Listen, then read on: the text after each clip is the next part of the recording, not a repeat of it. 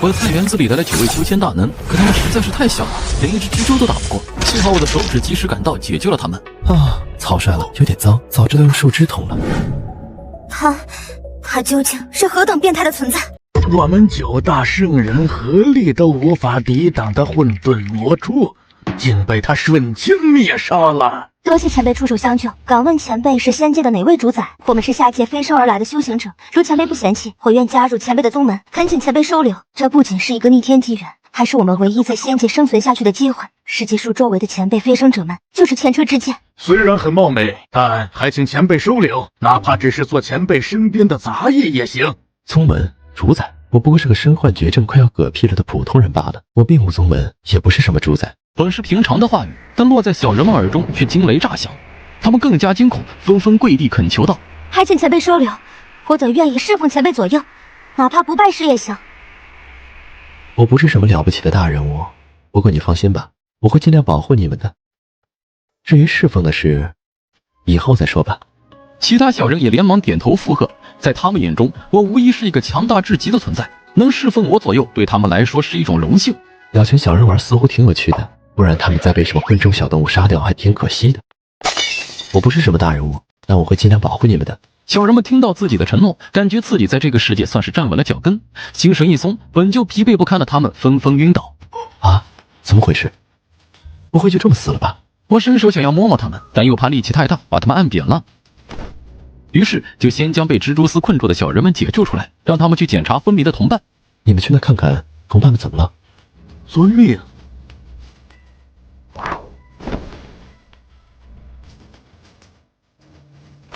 禀报仙人，他们并无大碍，只是方才与混沌魔物一战消耗过大，此刻能量稀薄，所以才昏厥过去。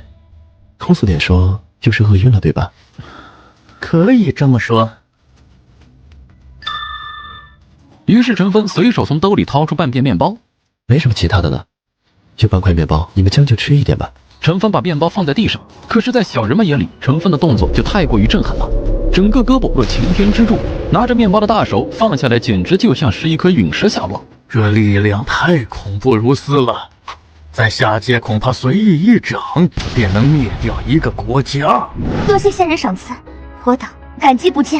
不用客气，吃吧，慢慢吃。小人们吃了东西，也恢复了体力，可以慢慢的飞行了。真有趣啊，像养了一群小动物一样。吃饱喝足，小人们决定套套近乎，说不定多多亲近的话，能拜入仙人门下。多谢仙人救命之恩，我等愿誓死追随仙人。区区半块面包，不必在意。对了，你们在这里生活挺危险的，可能会遭受到蛇虫鼠蚁的攻击。要不我给你们换一个环境吧。全凭仙人安排。程峰将他们捧在手心后，就朝着屋内走去。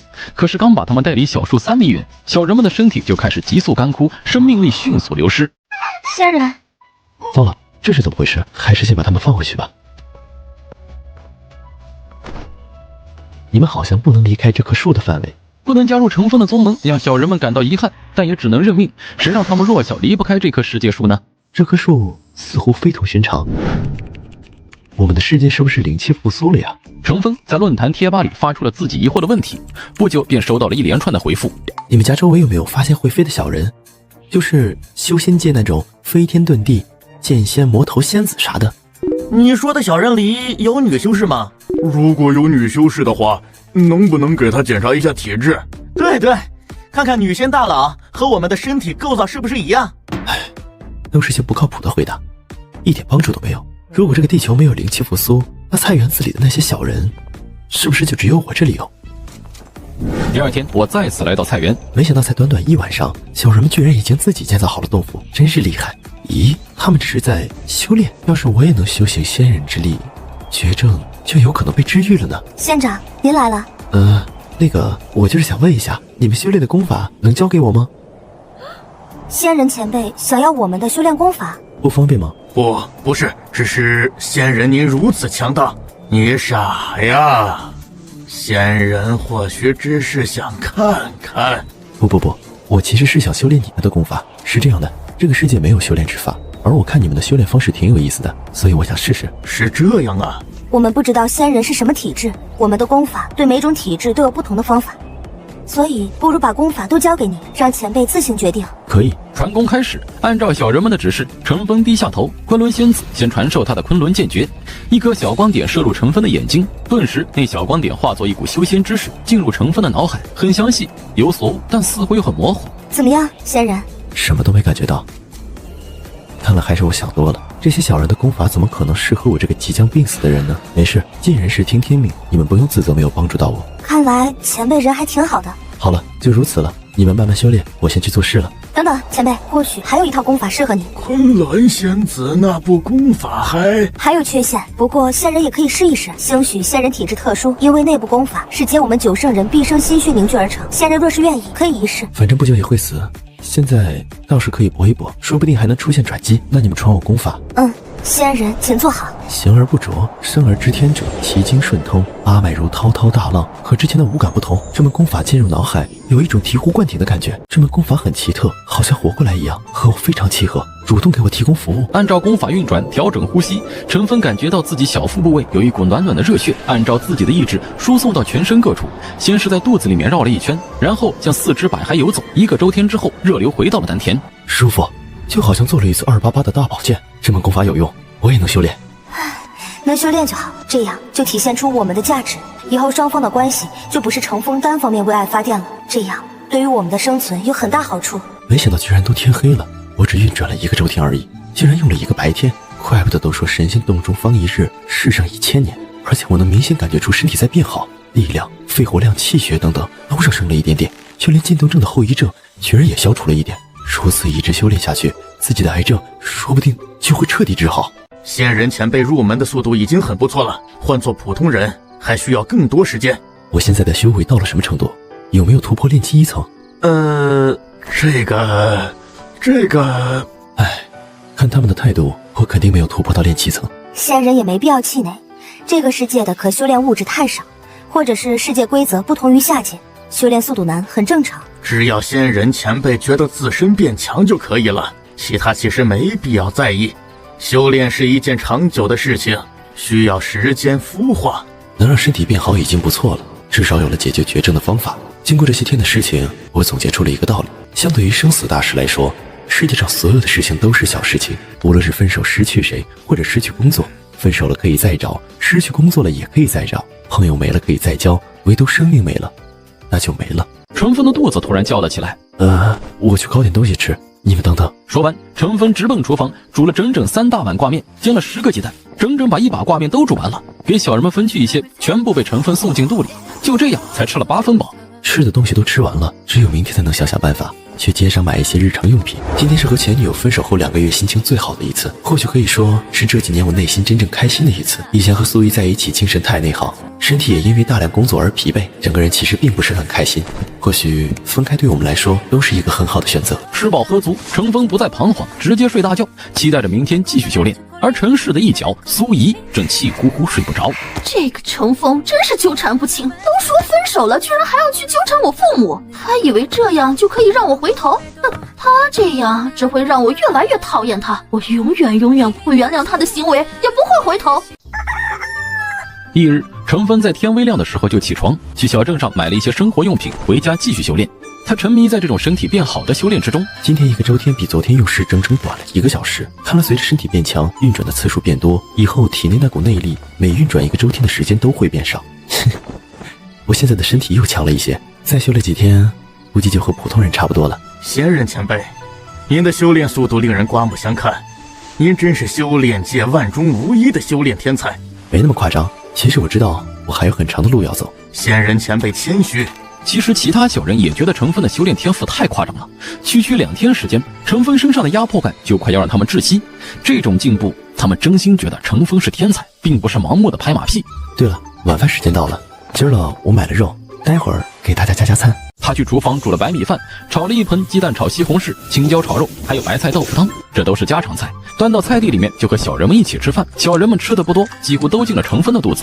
能量还是太少了，看来以后得多增加一点高蛋白的大补食物，比如牛肉。陈峰正嫌弃眼前的食物能量不够，小人们却个个面红耳赤，全身烫红。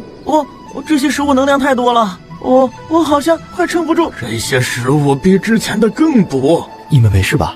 区区一盘西红柿炒鸡蛋，一盘简简单单的青椒肉丝，就让他们快被撑死了，没那么夸张吧？仙人前辈不用担心，我们只是贪嘴，吃了太多东西，等消化就好了。且，这是一场机缘，若是我们能够消化，实力也会跟着强大一些。不愧是仙界，随便拿出点什么都是大补之药，可以让人迅速恢复体力，增加修为。就是吃太多可能会被补胀。仙人前辈平时都是吃这些，难怪身体素质那么可怕，仅凭借单纯的肉身力量就能碾压一切。仙界果然还有很多我们不了解的东西。这个世界到底是一个怎样的世界？实在想不通，能在这种世界生活的都是什么存在？9个小人艰难起身，盘坐在地上，运功消化吃下去的食物。直到10分钟后，小人们终于消化了体内的力量。无名剑仙首先苏醒。怎样？感觉还好吧？陈峰宏大的声音从脑袋上炸响，响彻苍穹。多谢仙长关心，我还好，不仅消化了体内的力量，修为境界也变强了一些。在下界我们的修为已经止步，没想到来到仙界竟真的松动了。多谢仙长厚赐仙物，在下感激不尽。就只是家常菜而已，就被这些小人当作灵丹妙药，他们的追求有点低呀。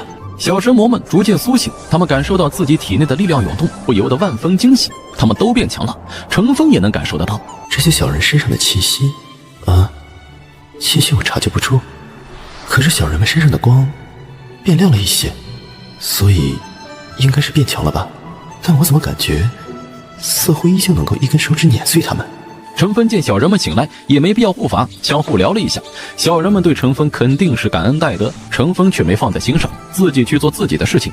原本他还想继续修炼，想了想，运行1个周天下来，恐怕要生厌，不休息可不行，于是打消了念头。闲下来又感觉无所事事，所以他索性拿着锄头在院子里松土挖地。变强了，力气也大了很多。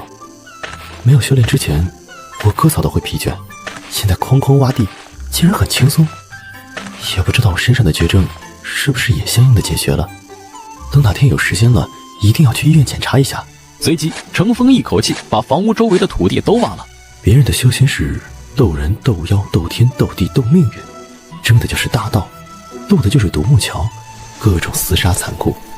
而我修仙居然用来挖地，这传出去不得被同行笑话死。还好这个世界貌似没有人修仙，仅有我一人。往后的几天，他依旧修炼，清理杂草，挖地。除了房子周围，他附近还有很多的荒芜的地，每天都过得很充实。期间，大伯一家偶尔来看望过，都待不久。其他人未来过，手机也没消息。程峰越来越强，但让他郁闷的是，依旧没有突破炼气1层。算了，顺其自然。不过随着修炼，我的食量越来越大，是时候出去再采购点食物了。种子、大米、菜、肉、奶制品，程峰列好购物清单。我需要购买的东西有点多，一个人根本拿不回来，得找大伯借车去了。合上清单，程峰往大伯家走去。今天城里的医院寄来一张单子，说小峰生病了，还是癌症，时日无多，怪不得他要回农村。原来不全是和苏怡分手的原因，也不知道苏怡一家知不知道这事儿。管他们知不知道，小峰是我们家的孩子，用不着别人管。待会儿你卸完货，赶紧去看看小峰，他现在一定很不好。这孩子呀，真是可怜，生了重病又没有一个人陪着，待会儿我们一起去看看小峰，他太苦，年纪轻轻就没了爹娘，现在自己又……程峰对于大伯和大婶的讨论一无所知，正往大伯家去。他也不觉得自己苦，并且这段时间很快乐，摆脱了工作束缚，真正找回自我，放松心情。救命！救命啊！快来帮帮忙！谁来帮帮忙啊！程峰大惊失色，连忙跑进院子，发现大伯正被一辆侧翻、满载玉米杆的3轮车紧紧压住，整个人都被埋在里面，只看到脑袋一点露在外面。大伯心急之下，顾不得许多，箭步上前。小峰，是你，你快去找人帮忙！你一个人。大婶话还没有说完，只见陈峰半蹲下来，两手抓住3轮车侧翻的底部，那3轮车居然离地，直接被陈峰推得向另外一面滚了一圈。大伯，您没事吧？小峰，你他他不是生病了吗？这是生病了的样子，还是他的力气怎么这么大？双手用力一拉，居然把三轮车给掀翻了。这三轮车加上车上满满的玉米杆，怎么也有个400-500斤重吧？乘风就给他掀翻了。这关键是医院发来的病危通知单里，不是说他生了大病，身体极为虚弱，随着时间的推移，甚至走路都成困难，直到死亡。可眼前的乘风哪里像半点生病的样子啊？这健康的不能再健康了呀！方才情况危急，乘风也顾不得许多，所以才展露出自己的实力。当然，他压根也没打算隐瞒。大伯，您没事吧？没事，就压了一下，也没压到要害，不用担心。要不还是去医院看一看吧，挂号看病也不贵。真没事，不痛不痒，就是被压住了动不了而已。咱老程家身体素质就是猛，你担心个什么劲？大伯动了动自己全身，看得出来他确实没事，这让陈峰松了一口气。小峰啊，你力气也太大了吧！刚才你就这么咻的跑过来，蹭的一下就把三轮车给掀翻了。那三轮车可不轻啊，你哪里来的这么大的力气啊？对呀，小峰，你力气怎地这么大？这三轮车不轻，没3-4个人可抬不起来。可能我天生神力吧，我可不能把修仙的事情说出来，至少目前不能说，不然大伯和大婶会以为我是神经病呢。对了，大伯，你刚才不是说咱们老程家能力强，身体素质猛，我有一把子力气，不是正常吗？你这小子欠打，还会赌我的话。大伯，你可别动手，小时候可没挨你揍，现在我长大了你再揍我，我可会很没面子的。小峰，说正经的，你是不是生病了？得的还是癌症？医院说你时日无多，所以才选择回家。孩子，你太苦了，要不你过来住吧？我知道你性子要强，可是我们是你的家人，家人可没什么麻不麻烦，你过来我们也好有个照应啊。是啊，小峰，你可别一个人硬撑啊，万事都有我们。大伯一家总是能给我意想不到的温暖。大伯大婶，你们别担心了，我身体好好的，哪像有病？你看我这不是好好的，400-500斤的东西说翻就翻，谁家有病是这种的？可是医院都发病危通知单给我们了。病危通知单？病危通知单还会往外发的吗？应该没这规矩吧。不管怎么样，大伯一家确实得知了我的病情问题，但是现在我的病已经慢慢稳定，都修仙了，区癌症算什么？之前的确无能为力，现在应该没问题了。那可能是诈骗，或者记错了。活着不是好好的吗？要是我这把子力气都有病，那世界上就没有正常人了。大伯大婶，你们不用担心，我好得很，回家就是厌恶了城市的生活，想回农村生活而已。大伯大婶面面相觑，半天才道：你确实没病，还是说你是怕我们担心，怕拿到我们才……放心吧，我健康的不能再健康了。再说了，我要是真有病，有麻烦到你们的时候，我肯定不会客气的。哦，那就好，那就好。刚得到消息的时候呀，我们吓死了，还想着收拾完玉米杆就去看看你。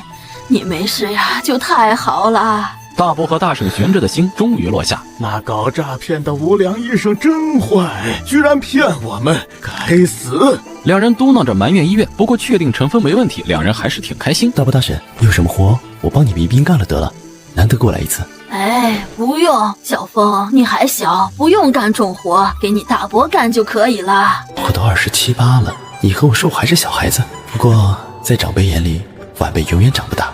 陈峰非要帮忙，因为力气大，很快就收拾了一车玉米杆。大伯见状，也真正相信陈峰大概是没病，于是也不用客气。这股力气不拿来利用一下，可惜了。刚好家里的石磨倒了，我一个人抬不起来。有什么重活尽管交给我。陈峰嘿嘿一笑，一个人居然把500多斤的磨盘抱了起来。果然咱们老程家基因强大，不仅能力强，就连这力量也是猛得很。没修仙之前，别说举磨盘，连上炕都费劲。看来这段时间我真的在进化。随后，程峰见他们没担心，便借车去镇上买生活物资。购买完购物清单上的东西，程峰把车送回大伯家，自己又回到家里开始修炼。现在运行完1个周天，居然才到下午4点出头，修炼速度增加了至少1倍，以后1个白天可以运转2个周天以上。修炼完成后，程峰刚来到菜园，就发现昆仑仙子和无名剑仙准备切磋。昆仑仙子，你我是首先突破的，就切磋切磋，看看近日修行所得，我们点到为止，如何？这昆仑仙子太漂亮了，至于身段比例，那更是惊艳。无论是手机上美颜过度的网红，还是全方位照相都没有死角的明星，都没有昆仑仙子漂亮。不过唯一的缺点就是太小了。可以，很久之前就想领教无名剑仙的剑道，上一次交手还是在下界，那时候我们隔着千万里对了一招，我便一直想找个机会和你好好打一场。昆仑仙子非常强势，她在下界创下不朽昆仑教，赫赫威名，可不是单靠漂亮就能做到。下界共誉她为古来第一女生。那得罪了。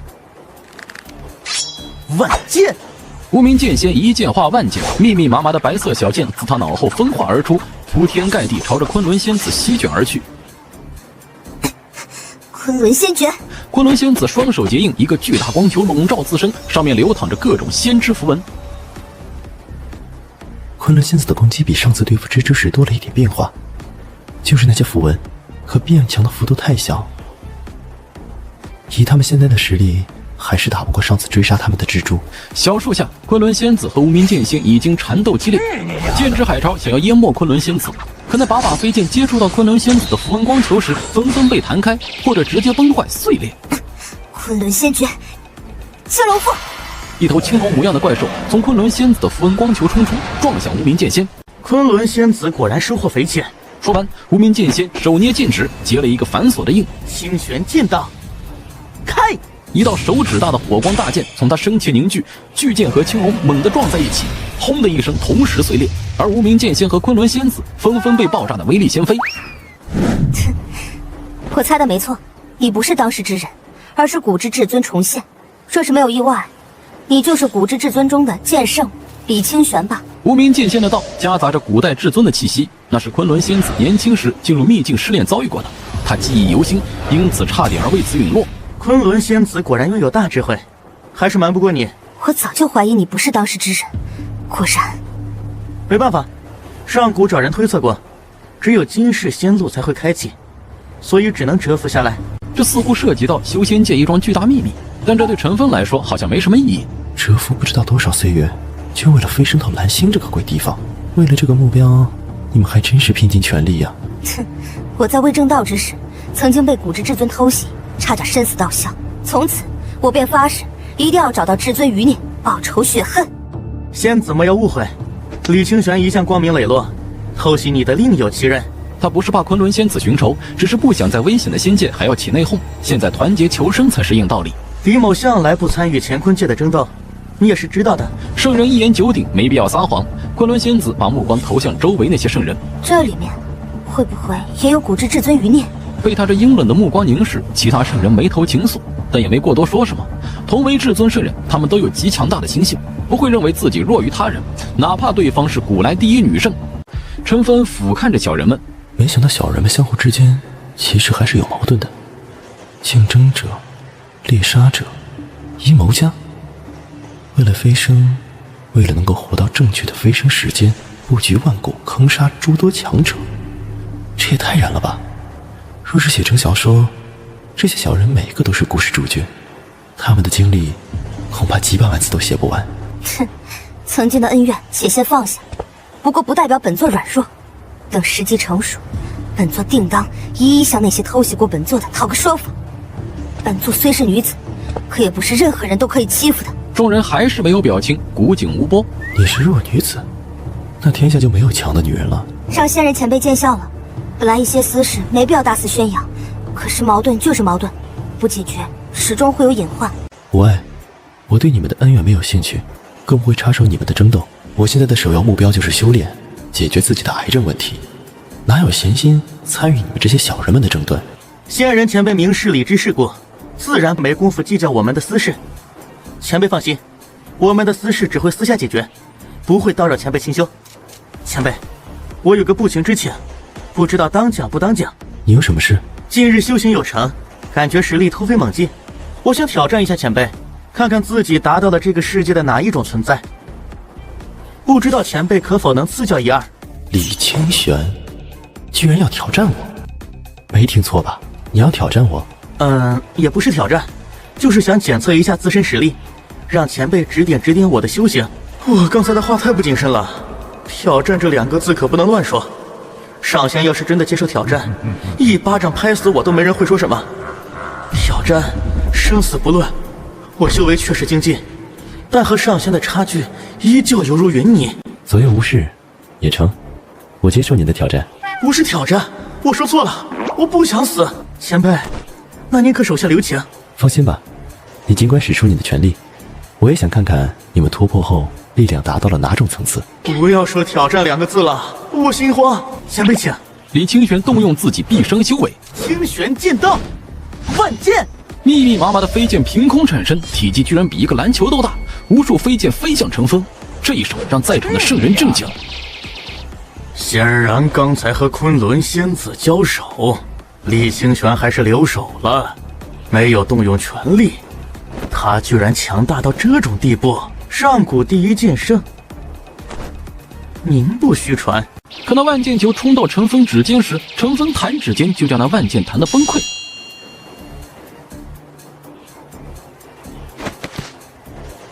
万剑合一。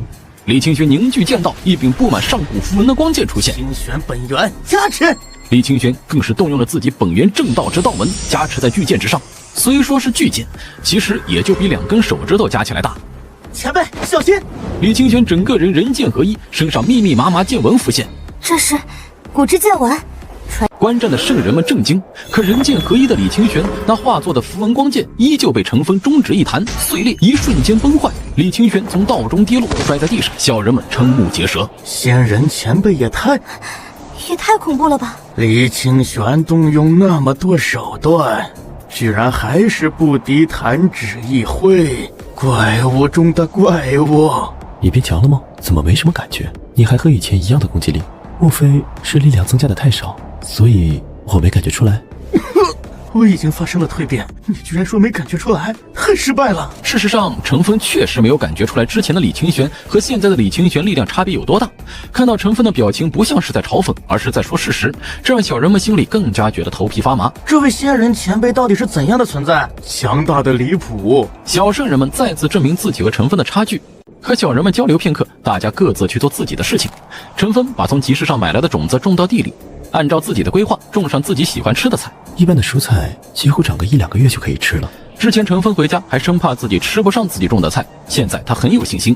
种完菜吃了饭，陈峰便去休息了。第二天，一串手机铃声把他从床上吵醒，他在枕头上摸索了半天，摸到手机，睡眼惺忪。喂，哪位？哪位？你居然问我哪位？陈峰，你听不出来我是谁吗？你是不是不想干了？赶紧给我爬起来，把我传给你的工作方案做了。这个方案客户要的急，如果你敢搞砸，你这个月的奖金就没了。是，领导，我马上做。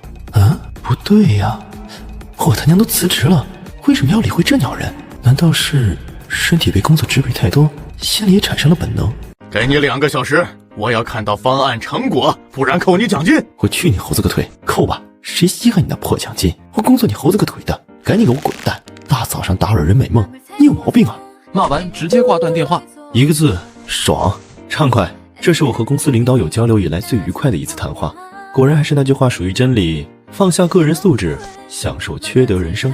没有素质真的太能自我满足了，没有素质之后心情都好了很多。那个领导再次来电，陈峰接听。好啊，好你个陈峰，你他妈居然敢和我这么说话，你不想干了是吧？你知道外边有多少人想要这份工作？你现在立马给老子收拾东西滚蛋！敢骂老子就骂你怎么地，你装什么成功人士？在外人面前你人模狗样，在公司里你屁都不是，1个月就那点工资，搞得你施舍谁一样。老子给你工作是价值交换，而不是靠你施舍工资养活。你算什么玩意？作威作福，就你那斜眼鼻子歪的，怪不得你老婆跟人家跑了，关键你自己还不知道自己丑。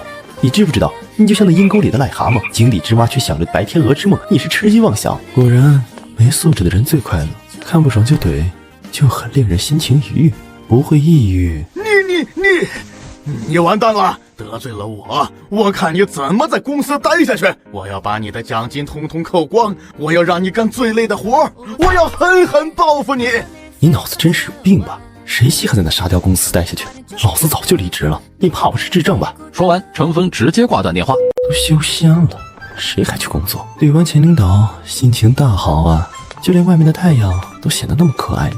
我严重怀疑，从前之所以不快乐，是因为承受了太多心理打压，甚至身患癌症，也是因为常年被压迫的原因。把和前领导对战的事情抛之脑后，程峰习惯性的往菜园走。每天他都会去查看小人们的生活情况，毕竟在这生活还是挺危险的，指不定小人们就被野猫野狗攻击，遭遇这些怪物，小人们不一定能活下来。每天醒来的第一件事就是去看小人们有没有活下来，然后再安心修炼。仙人前辈，您可总算来了！程峰才刚刚到小树旁，就看到小人们翘首以盼，眼神里充满慌张和无助。出事情了，被动物袭击，发生什么事情了？李清玄和昆仑剑仙好像要死了。仙人前辈，请为他们看看吧。被魔物攻击了？不是，好像是生病了。生病了？这是什么理由？飞升者还会生病？第一次听说飞升会生病的。不过也正常，因为这群飞升者本身就不正常。别人家飞升者毁天灭地，而我家飞升者弱的一个手指头就不能碾死。你不生病谁生病？到底是什么大病，能让两个飞升者都要2两了？很快，昆仑仙子和李清玄就被其他圣人抬了出来，两人病殃殃地瘫在杂草编织的担架之上，无精打采。杂草编织的担架很是简陋，不过这也是目前飞升者们能做到的最好工具。仙人前辈请看，也不知道什么大病，居然让他们一夜之间都快要陨落，这病真可怕。上界真是凶险万分，不仅时时要提防可怕的魔物、奇奇怪怪的抹杀规则，还要担心可能突然爆发的疾病。这病连圣人都抵挡不住，在下界别说生病了，任何有害的规则都无法入侵我们的身体。不死不灭的金身令多少修士羡慕。这俩小人看着都要挂了，可我也不是医生啊，怎么办呢？难道叫个医生来给小人们治病？可拉倒吧，这么小的小人，真请医生来了，他们也不一定能治好。回禀仙人前辈，昨晚他们就已经生病了，二人身上忽冷忽热，额头好像被火烧一样烫，喉咙直接发出声音，不停咳嗽。程峰凑近仔细看，小人躺在担架上，实在太小，看了半天属于无用功。程峰无奈，只能拿出手机，再次来到网络怪物论坛上询问。提问：如果你们有一个小人国，而里面的小人生病了，症状为忽冷忽热，额头很烫，喉咙肿痛，鼻塞流鼻涕，你要用什么方法治好这些小人？小人们大概得了什么病？现在躺板板了，好像起不了床，在线等答案，急！兄弟，你小说看多了吧？还假如你有一个小人国，你怎么不说你现在正在修仙呢？小人国里有没有妹人？那妹纸生病了吗？如果有的话，可以让她先把衣服脱了，你好好给她检查检查身体，可别遗漏了什么大病。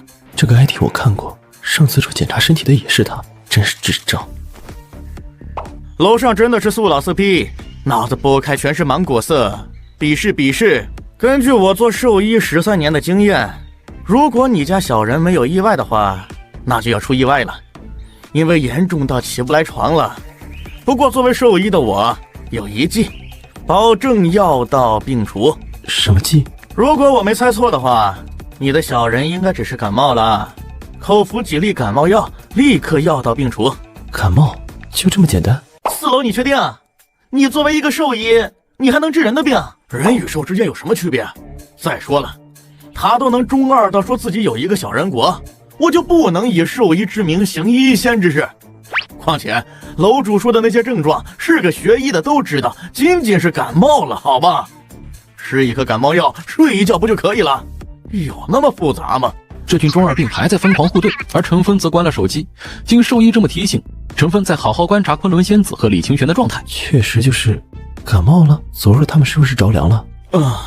昨晚确实有寒气扑来，冰冷得很，使人手足僵硬。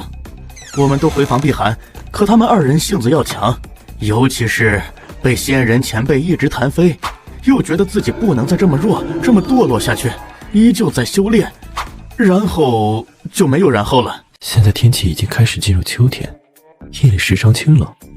别说这些弱鸡到爆的小人们，就是正常的成年人都容易感冒。你们等着，我去给他们配一点药。程峰回房煮了一碗开水，然后拿出那碗他之前用剩下的感冒药，整颗拿过去，小人们肯定没法服用。想了想，程峰把胶囊打开，倒出药粉，再配以热水搅混。做完这些，程峰将汤药端了出来，给你们舀些药汤，给二人服下。仙人前辈，这是什么药？治病的药。小人们见程峰不说，也不敢多问。可让小人们惊讶的是，这不知道是何种汤药的东西，二人服下之后，居然很快就有好转。这药汤很有效果，不愧是仙人的东西，果真有起死回生的作用。他们看向程峰的表情更加崇拜了。仙界之物，仙界之人，深不可测，尤其是这位仙人前辈，更是无所不能。神明就是神明，在下界我们是圣人，宛若天神一样的存在，而在这里，程峰对于我们来说就是神明一样的存在。而程峰看到感冒药有用，也不由得松了一口气。能治好就成，人家飞升者天下无敌，斩天斩地斩空气，秒天秒地秒空气。而我家飞升者就因为晚上熬夜修炼，天冷了一点居然感冒了。更为关键的是，区感冒差点要了他们2个的老命。您就说说这飞升者让不让人操心吧？昆仑仙子服下药，浑身冒汗，不多时缓缓醒来。多谢仙长前辈救命之恩，昆仑仙子没齿难忘。不必乱动，你安心休养吧。最近就先别修炼了，把身体养好再说。可别为了提升境界，剧烈修行感染心肌炎什么的，那可是要命的。心肌炎那是什么？不过既然是仙人的告诫，那就不修炼了。事情太急，修炼本就应该循序渐进，过犹不及，会出现诸多问题。程峰见小人们安全，给他们拿了一些面饼，而自己也选了一大块牛肉，准备打坐修炼。没想到那个电话又响了，这领导怎么回事？挨怼没够，把手机静音丢在一旁，继续修炼。他可不想为了一个小小的前上司而去内耗。程峰一个周天运转下来，浑身畅快。不错，力量又有增长，速度没有前几天长得快，不过也是进步。身体的状况又好了一些，筋骨通畅，气血活络，比没生病之前的身体状况还要好了。居然才1点多，这次我运行一个周天需要的时间居然比前几次要快得多，算是一个质的飞跃了。这意味着以后1天以内我就可以运行2个周天，实力会以双倍的速度增长。如此速度，突破炼气1层指日可待。不过我这2波1前领导也不知道抽什么福，居然疯狂轰炸我的手机，短短一个上午居然有23个未接电话，这是电话打上瘾了吗？程峰正准备进行拉黑操作，电话又来了。犹豫片刻，程峰接了。喂，有何贵干？是不是被怼了不服，想骂回来？我劝你还是别自取其辱，因为你根本骂不过我。程峰，好不容易才打通程峰的电话，他也不敢发作了，而是和颜悦色。小峰啊，我们之前是不是有什么误会？这年头工作可不好找，你离职了也很难找到工作的。不如这样吧，你回来上班，我当什么事没发生。这段你缺勤的时间，照样给你算工资和全勤，就算你带薪休假了，如何？老子都修仙了，那鸟班谁爱上谁上去呗。小爷可不想伺候了。还有，这领导嘴脸转变太丑恶了，肯定不是为了自己好。得了吧，您另请高明吧，我可不想再进那鸟公司了。还有，能让您这么低声下气的和我合作，求我回去上班，是不是项目出了问题？是不是发现没了我那个岗位没人能搞定？也是，单靠那个小白实习生，还有什么都不懂却装懂的老油条，只会溜须拍马却升职加薪的家伙，能有什么能耐？听到程峰这话，那领导语塞，半天不说话。看来我猜对了。小峰啊，你也知道公司困难，所以你就当帮帮我们，回来把项目搞定，要离开再走，行吗？原本我以为那老油条和小白实习生很牛叉，完全可以代替程峰，谁知道他们都是吹嘘出来的。程峰一走，他们的部门完全废了，你不回来，这个项目就黄了，我们公司估计也很难撑下去。不是，你是不是误会了什么？我和你有什么交情可言？还有，你的公司经营不下去关我屁事。当初小爷在的时候你们不知道珍惜，还误以为谁都可以取代小爷，现在出问题了想起小爷了，去你大爷的吧！谁理你？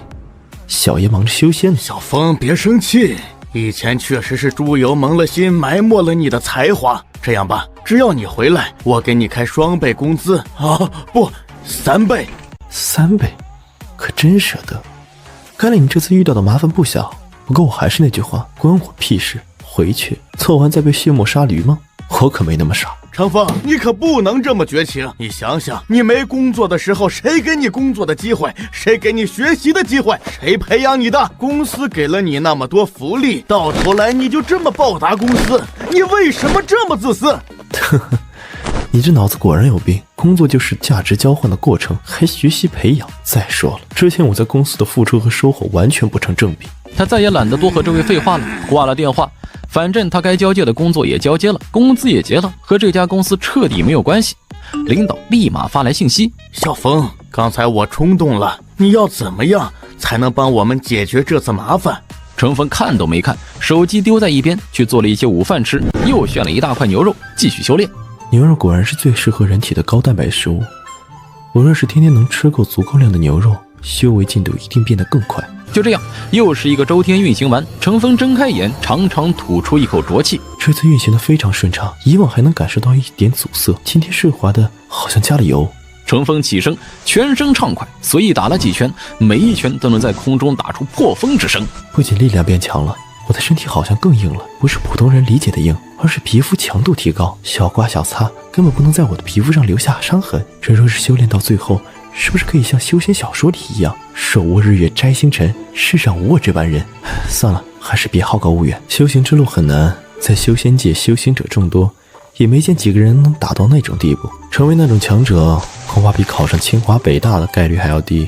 此次一个周天居然仅用了3个小时，要知道我第一次运行一个周天可是用了整整1天，进步很快啊！这姓王的有病吧？再打个电话问候问候他吧。祖宗，我叫你祖宗行了吧？求求你，帮我这一次吧！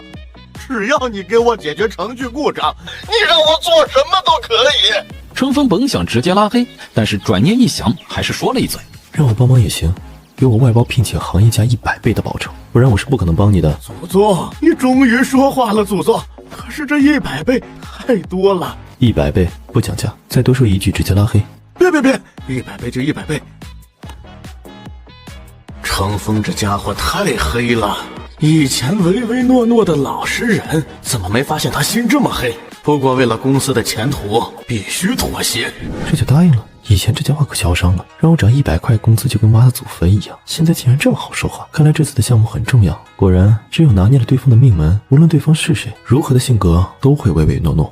先转账再做事，你接受得了就给钱，接受不了就能接受。所谓用人不疑，疑人不用。再说了，小苏你的人品我还是信得过的。我说的是税后100倍价格。100倍价格还是税后？这心真黑呀！以前怎么没发现这家伙这么黑？不都说程峰是一个软柿子吗？你见过这么黑的软柿子？难道这家伙以前是装成小绵羊？还是说最近突然开悟了？他到底经历了什么？怎么不容易占他便宜了？有问题？没问题，完全没问题。本来我也想说那是税后的100倍价格。王经理尴尬的笑着，哪怕隔着屏幕，程峰都能听得出来，这家伙现在恐怕比吃了死苍蝇还要难受吧。想到王经理此刻的心情，程峰心中爽快。知道你不舒服，那我可就舒服了。那就先这样。叮，您收到来自王经理的转账21万元。以前自己想要赚20万，不知道要多久，可是现在随随便便就有21万入账。唉，不管如何，有了这笔钱，我也可以好好安心的宅在乡村生活修炼。程峰回到房间，启动电脑，点开了王经理发来的程序，打开了久违的熟悉的编码数字，一行行密密麻麻的代码。这都是我曾经的心血啊，无数个日月换来的成果。不得不说，我挺佩服当初的自己，居然能干出这么一大批工程。修复 bug、整理故障其实很简单，因为这是程峰自己写的代码，他一眼就知道问题出在哪里，手指在键盘上敲了几下，搞定，2分钟就赚了21万。做完工作，程峰想了想，没有立刻把处理好的文件发送给王经理，而是给王经理打了个电话。你这个问题有点严重，我看没个1星期是处理不好了。啊，这么久？峰哥，你能不能快点儿？这边很急。这样吧，那我加把劲儿，5天给你弄出来，这真的是最快的速度了。叮，收到王经理红包8888。峰哥，您再想想办法，看能不能快点。王经理爽快，既然你这么豪爽，那我也豁出去了。2天我通宵达旦，2天给你弄出来。长风兄，仗义啊！以前怎么没发现你这么仗义？多谢多谢，那就辛苦峰哥了。以后有机会，我一定会好好感谢你。你知道就好。好了，就这样吧，我先去赶工作了，回头聊。好，那就不打扰了。回头，陈峰就美美的去做晚餐了。另一边的王经理还以为陈峰在拼命奋战，若是他知道陈峰其实只用了2分钟就搞定了，其他时间都在摸鱼，又不知道作何感想。城市另一头，一个御姐刚从酒楼里送出几个身穿西装的男人，那些男人满眼高，仿佛是皇帝来享受生活一样，而女人则全程陪着笑脸，亲自给那些人开车门。林总您小心，林总慢走。等那些人开车扬长而去，女人才收起假笑，但是脸上的愉悦还是显而易见。又搞定一单，这单提成满打满算能有2500左右，这个月我肯定能有1万以上的工资。也不知道这程峰现在在干嘛？那乡巴佬啊，肯定是在种地，也不知道回村有什么前途。我提成一单比他种地3个月的收入还多，唉，可是没救了。他呀，真没上进心，真庆幸和他分手了。唉，我越来越觉得这次分手是我人生中最正确的选择。毕竟我与程峰已经不是一个世界的人了，下一次见面，或许2个人的身份会天差地别吧。但苏怡不知道的是，程峰回乡后并未穷困潦倒，而他随便接了一个单子就赚了20多万。最让程峰惊喜的当然不是这20多万，而是修仙变强的感觉也让人愉悦。不知不觉2天时间过去，轰的一声，程峰突然周身金光大盛。我这是突破了炼气1层，看着身上有用不完的力气，一拳一头牛不成问题，甚至能够力拔山兮气盖世。仙人前辈，您突破了，您突破炼气1层了。小人们在程峰突破之后，就感到一股前所未有的压迫感，那种是来自于血脉的压力，好像一只高阶异兽面对一只血脉弱小的低阶野兽一样。好像确实突破了炼气1层，好强大的炼气1层。不只是他，其他飞升者其实也都陷入震惊。程峰的炼气1层和我们理解中的炼气1层不一样啊，这是仙阶的炼气1层。我说仙人前辈为什么那么久不突破？原来他修炼的效果和我们不一样，他的修炼效果远超我们的认知。和你们理解的炼气1层不一样，那我这是练了个什么东西？前所未有，没见过。那会怎么样？不会有问题吧？会怎么样我们也不清楚，不过会超乎想象的强，毕竟是我们9大圣人合力创造出来的修炼功法，怎么想都不会弱。这群教导我修炼的小人们竟都不知道我现在的状态，那我未来的路究竟会是怎样的？也许可以抽空去医院检查检查，看看我的癌症还在不。现在我的实力已经达到炼气1层，可以放松放松。钱嘛，赚了20多万也足够衣食住行。仙人前辈，可能是因为你修炼的是仙术，以仙人体质修炼仙术会有不同的效果。应该是如此吧。在这个世界修仙肯定和小人国世界不一样，若是力量涨幅相同，9个圣人飞升上来，早就把这个世界夷为平地。何至于这么弱鸡？炼气1层，我就感觉自己的身体进化了，对，就是进化了，好像脱离了原物种，向超人方向进化。我能听到100来外的蛐蛐鸣叫，准确判断位置，也能从杂乱的草丛中一眼看出蛐蛐微小的身体，随便打出一拳，泰森都得管我叫大哥。这仅仅是炼气1层就给我这种感觉，如果再往上，那真是越来越期待了呢。丁，文件发送给王经理。丁，文件发送成功。哎呀，峰哥真是说实，说好的2天就是2天，甚至还提前了，十分感谢。这2天你肯定累惨了吧？辛苦了，辛苦了。幸不辱命，兄弟仗义，有时间请你喝酒，一定好好感谢你。这2天的焦虑心情在今天终于不见了。任务完成，这个项目没跑，准上市公司，前途无量。我们2清了，一手交钱一手交货。王经理你忙去吧，这2天有点累，我去休息了。好，兄弟你赶紧去休息，别累着，有事再联系。关掉微信，程峰决定去村里溜达一圈，结果发现池塘边巨石压着一个人。陈大叔，幸亏还没死。该说不说，陈大叔真是一个人才，竟能把自己塞进石头下，这操作正常人还真做不到。陈大叔，没事吧？叫唤几声，陈大叔艰难睁开双眼。救命啊！救命啊！长风，快救救我！我被石头压住了，出不来。打电话，打电话给村里人把我救出来。陈峰刚想说什么，陈大叔由于太过激动，又晕了过去，不省人事。打电话给村里人，等村里人赶到，恐怕你早就是一具尸体了。该说你是幸运还是不幸？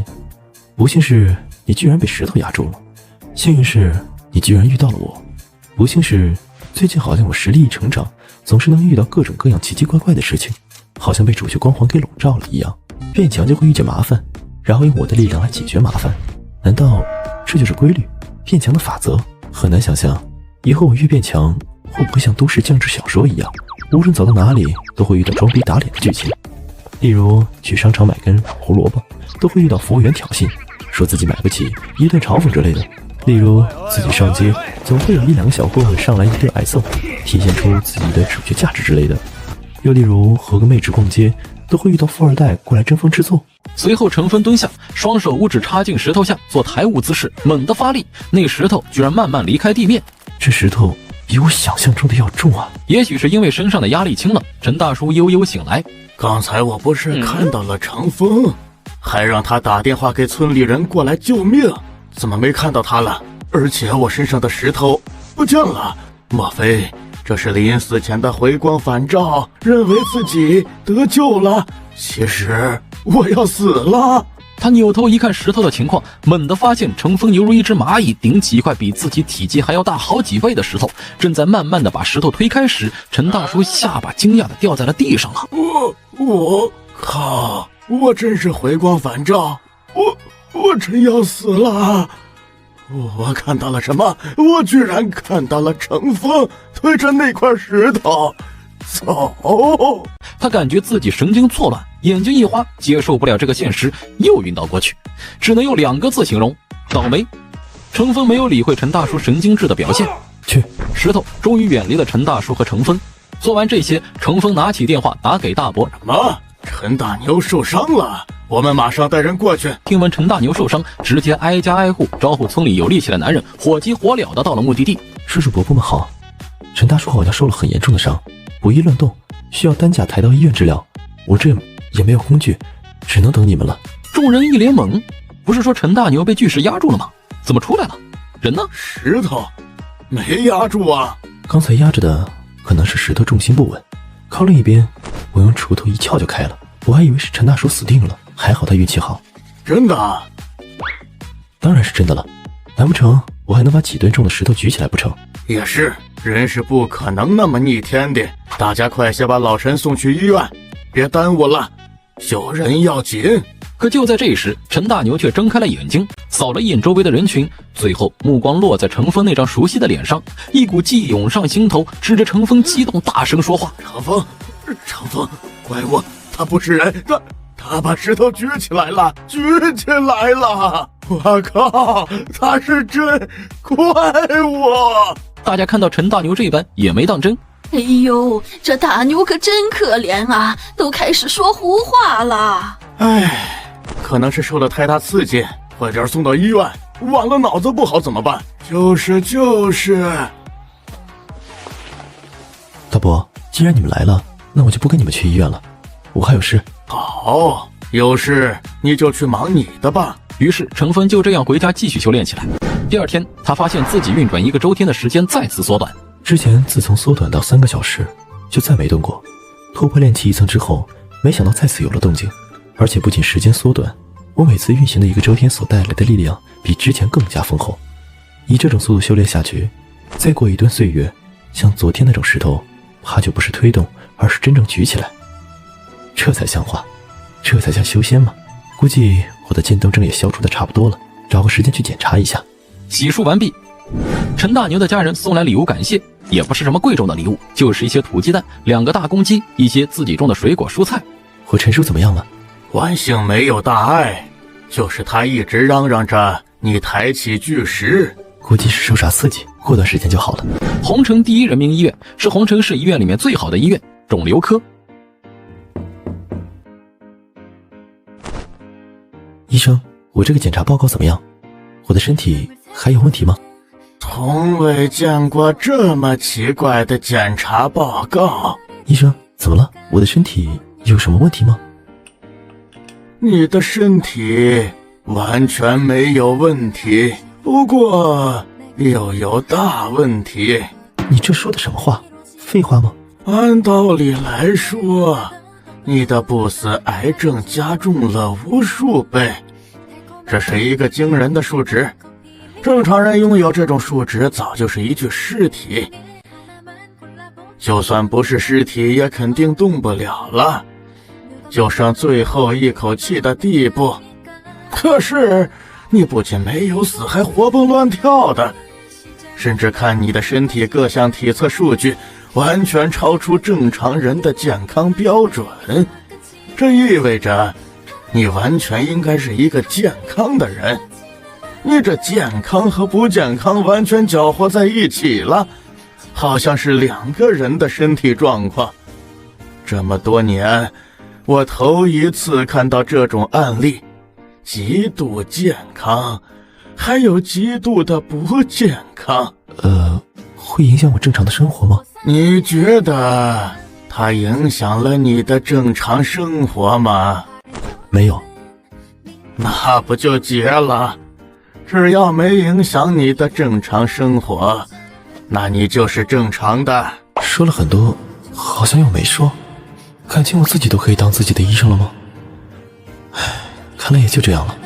老医生给不出我什么有用的信息啊。于是他拿着报告说了句谢谢，就打算离开。对了，记得隔一段时间回来复查一次。虽然你这个不影响你的生活，但是还是要随时观察它的动态才行。虽然你这个病的数值那么恐怖，就算恶化了，我们也无能为力。好像也没有必要经常复查，但架不住我有些好奇。因为你这种病例完全是可以写进教科书的那种，我想看看你到底能活到什么时候。再会。离开医院，陈峰转了几趟车之后回到家。我的身体没问题，但是我的癌症问题很严重。那我到底是有没有问题？根据身体的反应来看，他肯定是死不了。可是癌症这玩意还加重了。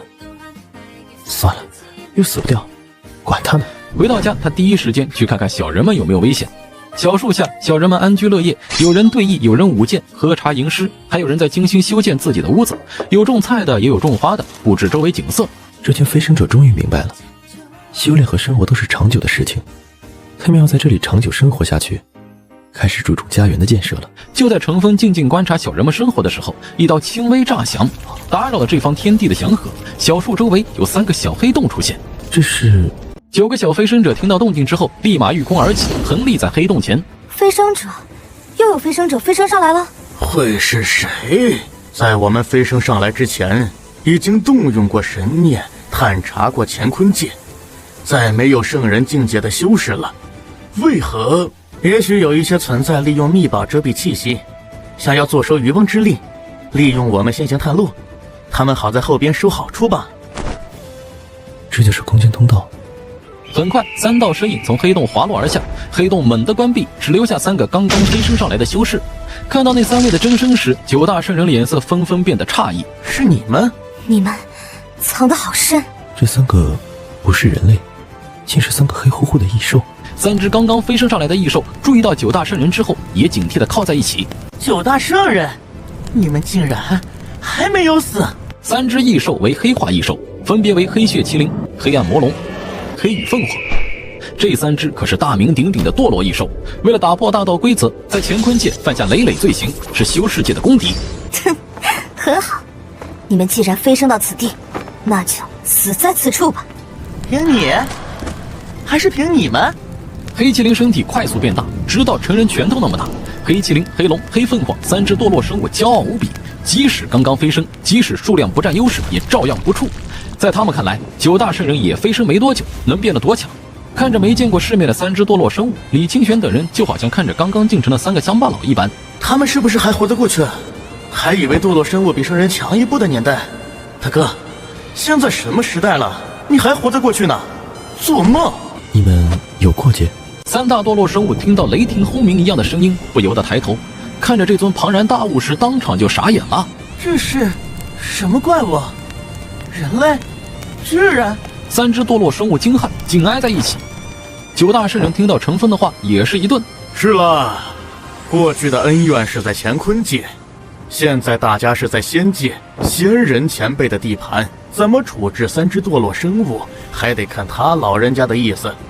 我们没权利决定三只堕落生物的死活。是有一些过节，不过那都是过去的事情了。这三只畜生是生是死，还得看仙人前辈的意思。我等不敢越界定夺，也不敢越界决定，还请前辈宽恕。九大圣人方才一时心急，觉得自己不该替陈峰做决定，纷纷道歉请罪。三只堕落生物看到九大圣人在面对天空中巨人时那是卑躬屈膝像奴隶一样的态度，顿时失色，同时眼里的鄙夷不屑不加掩饰，一点也瞧不起九大圣人了。原本以为你们即使为我族大敌，我等也会尊重尔等，毕竟尔等之气概配得上人高看一眼。原来尔等皆是一群软骨头，什么圣人，什么人族强者，没想到居然甘愿成为仙界生物的奴隶。老夫看错你们了，你们不配与老夫相提并论。我等宁愿战死，也不会像你们一样卑躬屈膝。身为人族荣耀，居然甘愿为奴为婢，我呸！李清泉和昆仑仙子等并不生气，这是他们心甘情愿做的。别说陈峰没要求，就算陈峰要求了，他们做了又如何？给仙人为奴为婢不丢人？无知！若不是仙人前辈没想让你们死，你们以为你们还能在此犬吠？可能是因为修为等级远超三只堕落生物的认知，他们看不透，居然也感受不到压迫感。他们三个以为九大圣人还是当年模样。仙人前辈，我实在受不了他们了，请下令，让我打死他们吧。没那个必要，其实。好不容易飞升上来三只动物，养着也挺好玩的。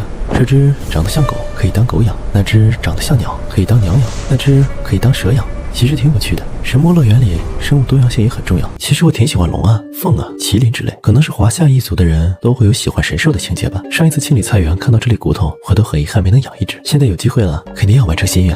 哈哈，也是。仙人前辈说的是，当宠物养也挺有趣。可是这些宠物不听话呀！听到陈峰的话，九大圣人顿时乐开了花，把堕落生物当成宠物养。这在乾坤界谁敢动这种念头？谁能做到？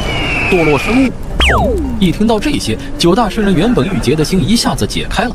可三只堕落生物却气炸了，怒视着陈峰。可恶！竟然如此侮辱我堕落一族，我会让你付出代价。即使你是仙人，我等也要斩杀你！九大卑微的乾坤界败类，好好看看我们是怎么灭杀仙人的。我们可不像你们一样那样废物。身为乾坤界顶尖战斗力，居然一点骨气都没有。这三小只很暴躁呀，显然他们想上演一场斩仙的戏码。而九大圣人则纷纷抱树而立，打算看戏。三只堕落生物组合并肩，御空于苍穹，睥睨天下，仿佛九天十地，他们就是中心，一生桀骜不驯，傲骨凌天。他们瞧不起九大圣人，甚至瞧不上仙界生物。也难怪这龙凤麒麟这三只堕落生物组合在下界可谓是令人闻风丧胆，哪怕是圣人遭遇也会被抹杀。隐隐约约有无敌之姿，有自傲的资本，来到仙界亦有无敌心态，哪怕对方是仙界生物也欲斩杀。纵然我等来自乾坤界，纵然一手需要对抗仙界规则，依旧无敌世间，你尽可过来试试。仙界生物又怎样？斩仙是我心愿。三只堕落生物直视陈峰的目光，战意喷涌，要化作实质。前辈，我看不下去了，要不我替您解决了他们。三只堕落生物回瞥一下九位圣人，发现他们含笑看着自己，就像看着三个小丑，这让他们无法接受。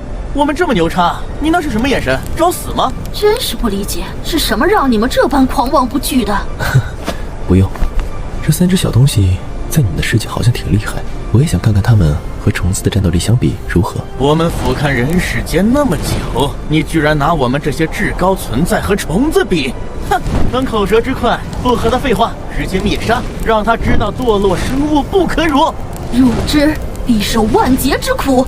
龙凤麒麟三只勃然大怒，当即释放大神通往陈峰那边杀去，携雷霆万钧、毁天灭地的姿态。他们相信这种能力，哪怕是仙人见到都会变色。三只堕落生物就像三个散发黑色光芒的小电灯泡，撞向陈峰。果然神奇，这发出黑色光芒的东西还是第一次。话说，黑色的光算光吗？不过还不等他细想，3只堕落生物就冲到手边，弹了3次手指，3个堕落生物身上的黑色的光罩直接被弹破，相继砸落到地面。不约而同，3只堕落生物同时喷出一口黑血，3双眼睛惊骇地盯着天上的巨大生灵。咱们号称无敌可秒杀圣人、灭神屠佛的堕落之光，居然被人弹指一挥破了！这尊巨大的仙人到底是何方神圣？也太恐怖了吧！没有动用任何规则法术，纯肉身，弹指差点把我们抹杀。仙人这么变态吗？9位虎视眈眈的圣人也正玩味地看着他们，好像看一个笑话。黑麒麟终于知道他们为何从始至终这么轻松，这些人早就知道结果了。也不比虫子强嘛，刚才出手的力道还是大了一些，居然差点给杀了。虽然我已经很克制，用了最小的力。闻言，3只堕落生物气得想吐血，想怒骂，但是他们知道陈峰说的也许是事实，不是对方侮辱他们，而是他们本身就太弱了。仙人前辈若是想让他们死，他们早就死了，甚至不用仙人前辈动手，我们都可以抹杀。听到这话，黑麒麟3兽组合可就不答应了。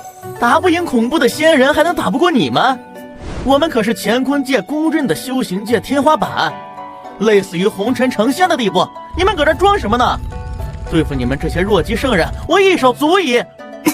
昆仑仙诀？什么？3只堕落生物瞬间怀疑人生，因为他们发现昆仑仙子的修为境界已经超出他们的认知。一声炸响，3只堕落生物被炸飞，一点反抗能力都没有。再次稳住身体，3只堕落生物已经狼狈不堪，身上出现不同程度伤口。昆仑仙子居然成长到这一步，仙界果然不同寻常。现在情况危急，必须找机会逃跑。哈哈，你们这群废物圣人都能有这番成就，给我们时间，我们也能赶上你们，并且超过你们，甚至他这位巨大的仙人我们也能抹杀，只要给我们最后的成长时间。黑麒麟在心里已经把陈峰和9大圣人列为不死不休的仇敌。30年河东，30年河西，总有一天我们会把今天你们给予的耻辱统统还回来。黑麒麟对着龙凤使了一个眼色，3兽组合多年的默契让他们迅速理解对方眼中的意思。此地不宜久留。好，等以后再来复仇。3只堕落生物放完狠话，头也不回，利用急速往远方逃跑。这话听着，怎么好像我成了大反派的样子？30年河东，30年河西都来了，还30年河东，30年河西？你们搞不懂状况是吧？在仙界没有仙人前辈庇护，你3个小时都不一定能活得下去。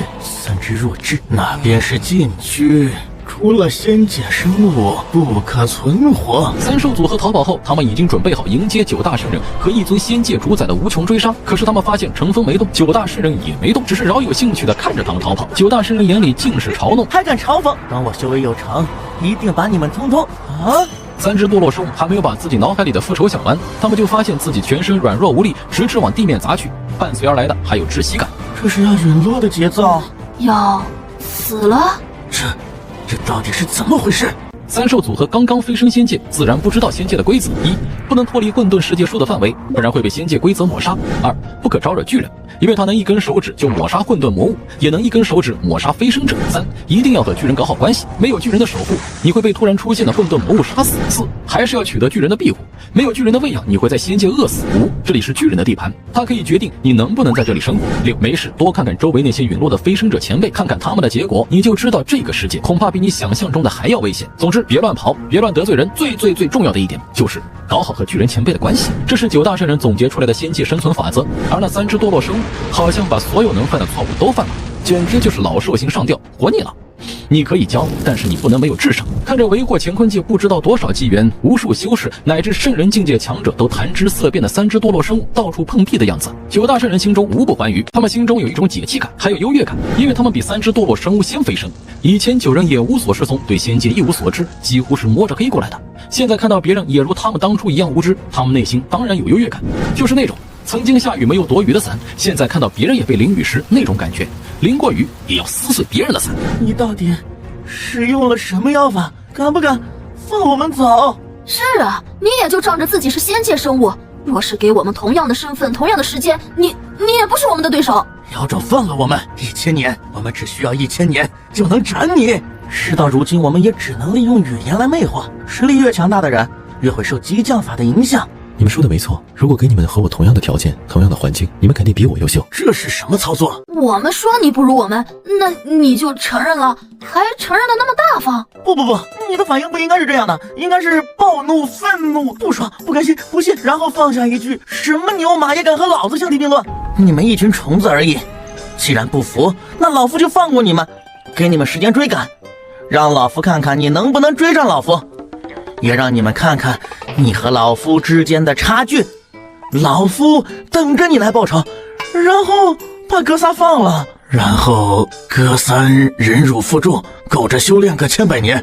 如果能打得过，那就重杀上门装逼报仇；如果实在打不过，就当什么事没发生过，以后躲着你走便是。无论如何，哥三都能顺利脱身。可是你怎么不按套路出牌？我们说你不如我们，你居然承认了，那接下来我们怎么办？果然是仙界生物，很狡猾啊！知道我们的计划，直接一句我就不如你们破解了，真是不给一点活路。我命休矣！离开小树能力笼罩的范围，他们会越来越虚弱。这是他们第一次感受到自己离死亡这么近，这是真的要死，而不是开玩笑。但陈峰肯定不会让他们死的，直接捡起三小只，把他们丢回小树笼罩范围。那股窒息感随着消失，死而复生啊！活着的感觉可真好啊！应该死不了吧？死了就可惜了。回禀仙人前辈，死不了的，但想恢复也不是一朝一夕。哼，假惺惺，别想囚禁我们！你以为我们是这9个卑躬屈膝的人类？我们堕落生物一族有骨气，绝不会成为仙人的奴隶。对，永远别想让我们屈服。堕落生物，永不为奴。哼，弱智！可笑，笑死！这3只堕落生物一点状况都搞不清楚吗？原来他们3个一直这么蠢吗？以前我就是对这种蠢东西忌惮无比，真丢脸。你们最好一直这么有骨气。骨气啊！我们堕落生物出了名的就是刚硬，就是有骨气。3只堕落生物认为骨气这块他们完全挺得住。你们以为仙人前辈把你们丢回来真是为了囚禁你们？仙界步步危机，根本不适合飞升者生存，我们无法离开混沌世界树范围，不然会立即陨落。你们看看周围的前辈就知道了。当然，这种解释堕落生物肯定是听不进去的，都以为是谎言。陈峰看着神魔乐园的小人们，这3只堕落生物好像很骄傲，很难驯服的样子。仙人前辈不用担心，再有骨气，饿几顿他们就知道厉害了。对于驯兽这方面，我略有经验。饿几顿就想让我们屈服啊？你们未免太小看堕落生物了。哼，我们可是不死不灭，完全已经达到了辟谷境界。你拿我们和需要进食低劣生物相比？看着3小只油盐不进的模样，陈峰头疼。为了搞清楚如何驯服宠物，陈峰还特意去网上搜索一下经验。如何能让宠物快速被驯服？打，饿着打，不听话就打，不按照指令做就饿着。那个有没有女宠物？可不可以检查身体5楼那小子，我已经盯上你很久了。我以前以为你是个人，没想到你连人都不是。对，5楼这小子绝对有问题。每次楼主发帖，他都会问有没有女的，现在连畜生都不放过了。陈峰耸耸肩，不理网络上的争吵。一群牛马，那就喝着吧。饲养和付出都是要看对象的。像堕落生物这种嚣张的态度，如果还舔着脸给他们好处，那不是和追女生时被当作备胎和舔狗已然义无反顾有什么区别？而我不想当舔狗，那就先喝着吧。哼哼，随便你饿。我要是屈服，我跟你姓。我可不想让一只小动物跟我姓，那我成什么了？也是小畜生？折腾一整天，也该吃晚饭了。陈峰懒得理会堕落生物的毒誓，开始做饭。由于20万到手，财务状况宽裕，所以家里不缺吃的，尤其是牛肉、鸡胸肉、鸡蛋、虾等高蛋白补品。切了3斤牛肉煮熟，再来5个鸡蛋，虾10个，再有就是各种蔬菜，例如生菜、白菜、西红柿，做出来好几样菜。只是最近随着修为增长，陈峰的食量大幅度提升。做完，他端着饭菜进入菜园，9大圣人见状立马上前，多谢仙长厚赐。别太注重繁文缛节，吃饭要紧。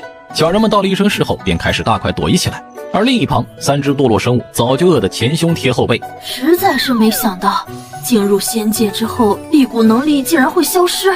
周围有没有什么可以吃的东西？简直折磨！看到程峰和9大圣人面前的食物，那令人垂涎欲滴的色香味儿，让人着迷。黑麒麟吞咽口水，肚子咕噜咕噜叫。这让他老脸一红，让他挺尴尬的。两位道友，他们这是在动摇我们的道心，万万不可上当。话是这么说，他眼睛里的渴望却望眼欲穿，恨不得跳上盘子把那堆食物通通消灭。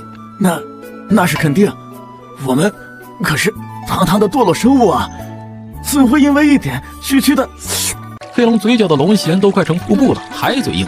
怎么可能因为区一点食物就动摇道心？不过话又说回来，那些食物好像很补，是大补之药。你们看看，九大圣人身上边吃着东西边冒着光。三双眼睛渴望看着，若不是意志坚定，早就扑过去了。陈峰余光看到了三只堕落生物的表现，心中暗笑，就这还提意志力，还提道心，你不看看你们口水都止不住了，忍吧，我看你们能忍到什么时候。陈峰觉得有趣，所以吃饭的速度又放慢了一些，看我如何驯服你们。今天是他吃过的最慢的一顿饭，细嚼慢咽，有滋有味。对于三只堕落生物，那可就是一场大劫，巨大折磨的大劫。九大圣人吃不了多少，只吃了几口就撑不住了，实在太补，再吃可就要爆了。食物最后全部都落进了陈峰的肚子里。吃完了吗？回前辈，吃完了。吃饱了吗？吃饱了。那好，我就收东西了。把餐具收拾干净，一点也不留。三只堕落生物眼巴巴看着，就好像三只小馋猫，那样子真可怜。你们要想吃的话，可以说嘛。哼，我们绝对不吃你一点东西，哪怕饿死。没错。其实他们内心已经有一点点动摇了，不过强者的尊严让他们不想承认。好，有骨气。程峰这下真不回头，转身就走，也不知道是有意还是无意。走到田埂上，把残余的那点碎屑全部倒到田里当肥料，看得三只堕落生物直心堵。暴殄天物，可真是暴殄天物啊！这些碎屑绝对是能填饱肚子，甚至可能让人进阶。三只堕落生物看出来了，仙界的东西都是宝物，不然九大圣人不可能进步这么快。吃了程峰一顿饭，三只堕落生物察觉到九大圣人的气息又强大了许多，压迫感又增强了，而程峰也没有着急驯服。有句老话说，仙界吃不了热豆腐，没事，慢慢来，我有的是时间。吃完饭，程峰开始盘坐于田埂上修炼，运行了2个周天，也入夜睡觉。第二天一早，他又带着香喷喷的食物进入神魔乐园，而三只堕落生物又饿了一晚上，肚子里的消化道开始造反。早餐我拿出水煮鸡蛋加上纯牛奶，我看你们哥仨又如何应对。陈峰端着早餐走到地里的时候，他发现三只堕落生物趴在结界边上，萎靡不振的嘀嘀咕咕。我发现我自己已经不能像以往纵横天下，心中那曾经怀揣着踏平仙域、镇压仙界巨头的梦想也随之破灭。在这个世界，我发现自己比想象中的弱太多，只能住在生命树的最外层部分，没资格进入内环区域。昨晚又被不知名的大恐怖生物攻击。昨晚与那混沌魔物大战，要不是九大圣人及时出手相助，赶跑了那恐怖的混沌魔物，咱哥仨怕是就要变成这仙界亡魂了。比飞升者强大者不知道多少，咱们在这个世界就如同蝼蚁一般，一只大恐怖级别的混沌魔物都压得我们喘不过气，更何况那尊齐天高的仙界巨人。想想昨天咱们居然还自不量力挑战那位巨人，还扬言要斩仙，咱们简直就是小丑啊！怪不得重逢的话那么不客气，人家不是不客气，也不是污蔑或者故意侮辱，人家说的都是事实而已，只是我们太过于敏感，认为刺伤自己的自尊心。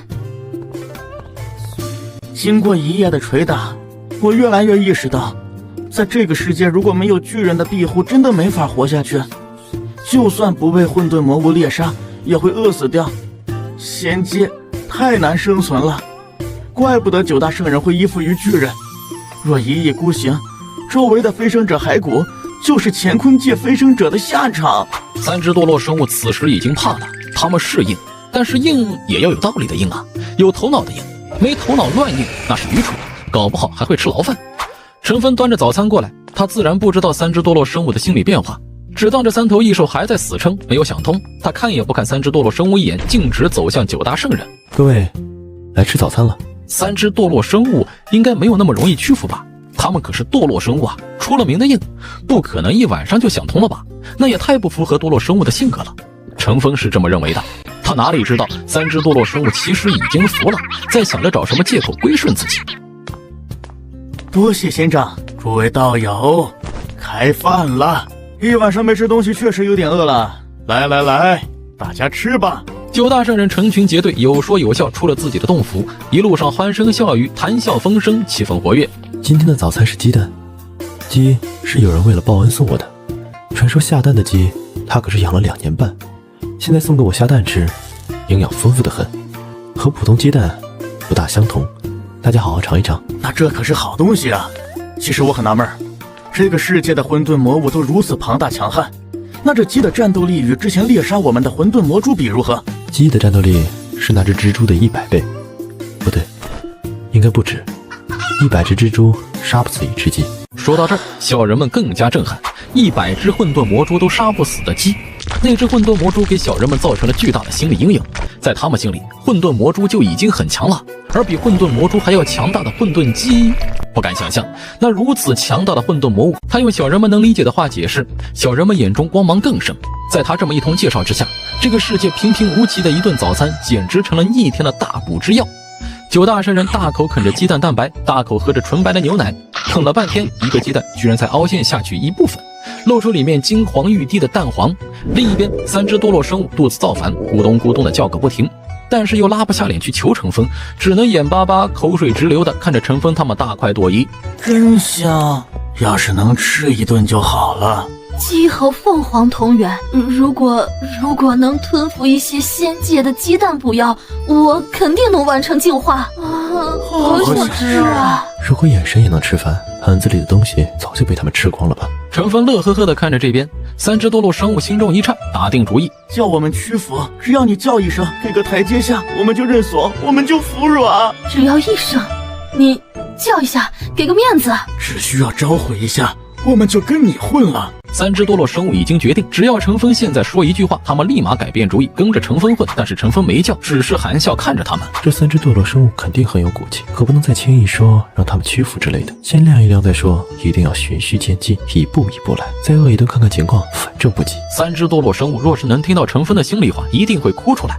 我们真的没有那么有骨气啊，都是装的。你说一句，你只要说一句让我们投降，我们就投降。我们很好说话的，真的。你说一句，不信你试试。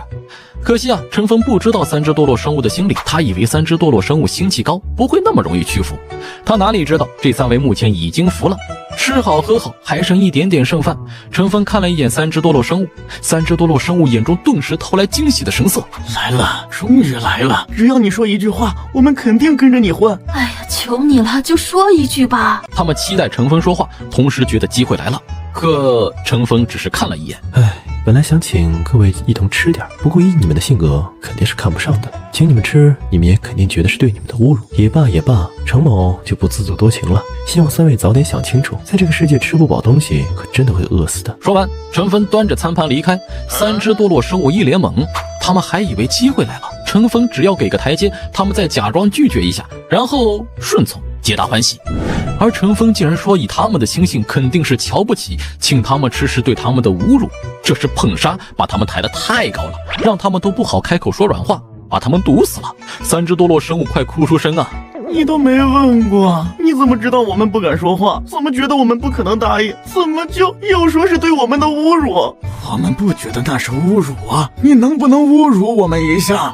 啊，实在是一顿不吃饿得慌，这都2、3顿了。3只堕落生物拉不下脸服软了，陈峰不知道他们的心理活动，也懒得理3只堕落生物是怎么想的。其实我也就觉得3只异兽看着有趣，养起来兴许会很养眼罢了，也不是非得要让3只异兽屈服。如果他们真的宁死不屈，那我也是没办法的。这世界上除了他杀可解，一心求死的自杀无药可解。把剩下的残渣食物丢给笼子里的鸡吃，洗好餐具，陈峰走到田间，盘坐于田间中间一块大石头上，迎着朝阳修炼。这门功法还没有名字吧？以后就叫它无名天功吧。陈峰迎着朝阳运行功法，现在他运行功法的速度越来越快了，都不用3个小时了，一上午就可以运行2个周天。每运行1个周天，他身体都会产生质的变化，气血、筋骨脱胎换骨。咦，我似乎发现在运行到第2个周天的时候，陈峰在推动那股内劲时，发现了身体的一些异常元素，类似于是惰性物质的东西。它们在经脉气血之中遍布全身各处，内劲通过那些惰性物质时都会被粘住，像陷入淤泥里的老虎，行动缓慢。这是阻碍我运行速度超快的罪魁祸首。每经过这些地方，都需要花费很长的时间去突破。若是刮出我这些惰性物质，是不是就可以提高速度？陈峰自己都没有发现，不知不觉中，他已经从被动的依葫芦画瓢的修炼方式，成了自己会思考的修炼者。这是一个很大的进步，说明随着修炼之路一步步走远，他也能够总结出自己的经验，他成了真正的修炼者。可要如何清除这些惰性物质？百思不如实践。经验欠缺，那就用实际行动来尝试。陈峰闭目运转体内的气，利用包裹着惰性物质尝试撼动。但那惰性物质如复古之躯，紧紧贴在身上，好似身体的一部分，难以撼动。难道这些东西是无法去除的吗？与生俱来，和修士同在。待会儿午饭的时候，问一问9大圣人。陈峰全力以赴，毫无作用。刚想放弃，发现那惰性物质居然被他全力作用的气从身体上分离了一小块。咦，成功了！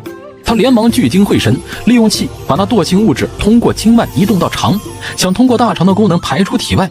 但就这么一点点惰性物质，他也整整用了1个小时才运送到处理点，而陈峰已经很累，大汗淋漓。不过让他惊喜的是，清除了那一点惰性物质，在运动器到那个地方时畅通无阻。也不知道是不是错觉，他感觉自己的身体都灵活了一圈。现在要是再运行功法，时间肯定会减少一些。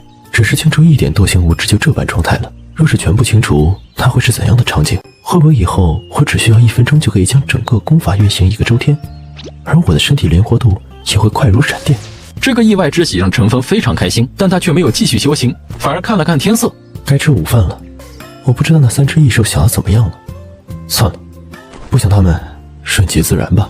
正餐讲究，牛腩番茄、虾仁猪心汤、大米饭、白菜，很丰盛，色香味俱全，闻着都让人心旷神怡。陈峰和9大圣人美滋滋分享，吃得满口流油，那样子实在让人忍不住啊。陈峰依旧没有搭理3只堕落生物，这3个可是心性稳定的大佬，哪有那么容易屈服？而那3只堕落生物脸色更加难看，不是因为被陈峰他们气的，而是实在太饿了。他们在下界的时候吃不吃东西无所谓，已经达到了辟谷境界，他们不知道多少年没有吃过东西了。可到了仙界，消耗巨大，哪怕只是呼吸都有大量消耗，需要吃东西。这让他们没想到，他们身体本来就不大，储存的能量不多，又1天多没吃东西，人都挺不住，更别说3只拳头大的异兽。毫不夸张地说，很饿很惨，只能是有气无力地趴在结界边缘，看着陈峰他们大吃特吃，心里那叫一个苦呀。更让他们无语的是，这10个人吃就吃吧，你居然还描述有多好吃，口感多好，这是什么意思？搞得3只堕落生物更加饿了。真好吃！这牛肉肯定是仙界恐怖生物身上的肉，吃一点我直接气血膨胀，快有突破。这是大补之药，在下界了吃不到，太好吃了，神丹妙药级别。能吃到这么好的东西，3生有幸。香味扑鼻，令人肚子里的馋虫都爆发了。话肯定是故意说给3只堕落生物听的。3只堕落生物心里苦涩，我们也想吃，我们也想屈服，可是巨人之前说的话，那是堵死了我们投降的路，实在拉不下脸。哎，怎么办？陈峰哪里知道这个？看到3只堕落生物高傲的不为所动的趴在那儿，就好像不屑于和自己等人说话，连眸都懒得抬，极度看不起。这不是应是什么？哎，果然，堕落生物就是堕落生物，心性坚韧。看来这些堕落生物恐怕不会屈服了。劝他们肯定没用，看看人家多冷傲，宁死不屈。看看人家品格多么逆天，不愧是堕落生物啊。其实堕落生物是饿得太惨了，抬头都懒得抬。吃完饭，陈峰把餐具收拾好，剩下的自然是带走。在3只堕落生物眼巴巴的注视下带走了。他们很想开口求一点吃的，实在撑不住，可临了还是没说出来，难为情，不好意思。直到陈峰不见了踪影，他们才后悔莫及。面子值几个钱？面子能当饭吃吗？好后悔！如果再给我一次机会，我一定会开口求一点吃的。可能还有机会，等巨人回来，我们直接表明心意。他放完餐具总得回来看一眼吧。他们期待着这次不再彷徨，不再犹豫。只是陈峰放完餐具还就真不回来了，连午觉都不睡，直接进入修炼。他发现了清除惰性物质的好处之后，没有急着修炼，而是利用气不断去剥离身体里的惰性物质。我相信这对于我的前途肯定有很大帮助。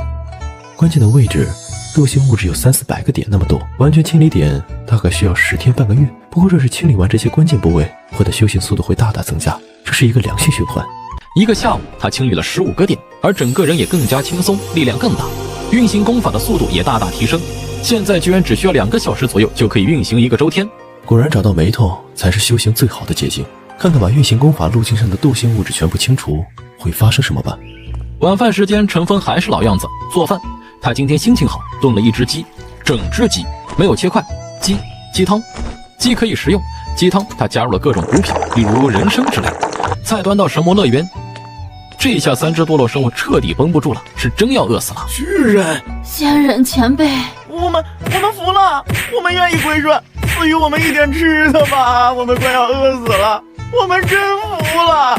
3只堕落生物眼睛都红了，看到陈峰到来，就好像3只小狗狗看到了许久未归家的主人。打开门的刹那，3只小狗扑向陈峰的场景，从结界边缘啪嗒啪嗒的撒丫子跑到陈峰脚边，不再欲擒故纵，不再权衡利弊，不再斗智斗勇，就想吃一口。